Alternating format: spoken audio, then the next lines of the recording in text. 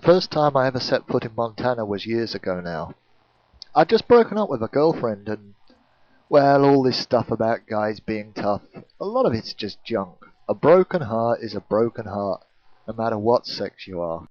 And everywhere I went seemed to remind me of her. I was haunted by her. They were all places we'd shared in happier times, so I decided to cut out of the area and go visit my aunt for a while, get some clear mountain air in my head, and to mend what had been broken.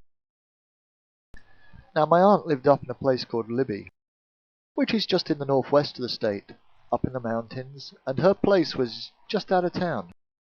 You could walk out onto her back porch and look out, and all you'd see was miles and miles and miles of beautiful nature as she backed onto a forest that ran up the mountainside. It was peaceful, it was tranquil, the air was crisp and clean. It was the perfect place to forget. And she was going for a bit of a time herself back then. She'd not that long been widowed, so I guess we shared the sense of loss, although mine could never compare with hers. She'd met Doug, her husband, way back when. They were both kids at the time, and they fell in love, got married, and then lived happily ever after, which is a rarity in this modern world.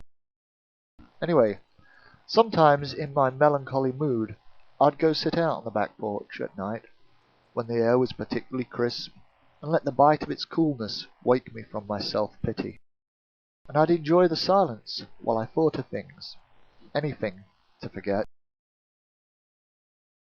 One night I was sitting out back, and Ruth came out, and we sat in silence for a while, and then, I can't remember why or how, but we got talking. I think it was me that spoke first. I'd noticed a collection of carved wooden animals on the back porch, and I asked her about them. They were beautiful, so I figured I probably began the conversation by asking her where she'd bought them, or how much she'd paid for them, or something mundane like that. I was surprised to find out that the answer was that my uncle had carved them. I guess I was surprised because he was an old-fashioned man, a tough kind of man, if you know what I mean. So I never associated him with making intricate little animals and stuff. Anyway, she told me that when they first got married, times were hard, and he had to work long hours to pay for the house they were building, the one whose back porch I was sitting on at the time, and to support Ruth.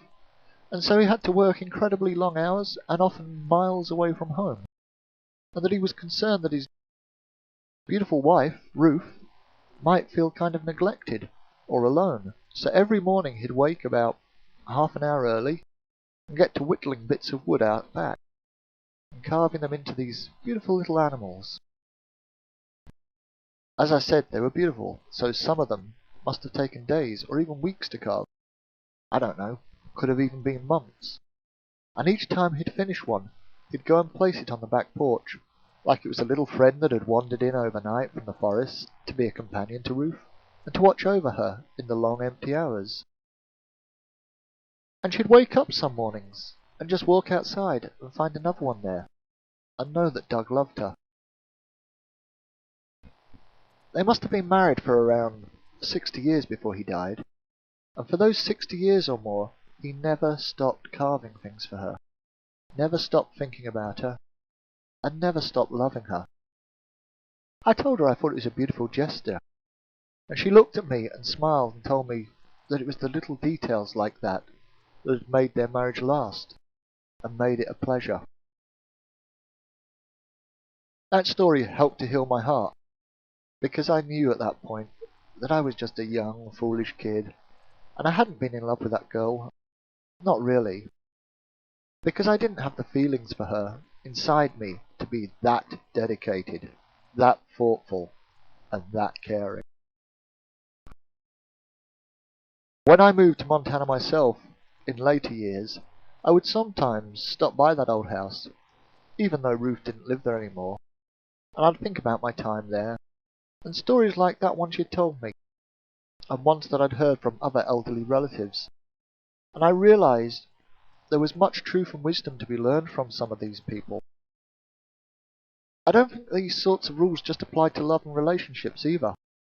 I think there are basic rules of life that apply to everything, and I think one of them is that rule about attention to detail. I don't say you have to go over the top with things, but you have to make sure you have everything covered. There's no point, for example, in going out into life and teaching someone half a story, or half a truth. There is no point in going out and selling something where you've just papered over the cracks. If you're a true person, an honest person, a white person, you have a duty to fill people in on all the story. I hear a lot about people trying to paper over the cracks these days, even when it comes to nationalism. There is a whole crowd of people that say, hey, let's leave out the Jew bit to make it a bit more palatable to the public, and stuff like that.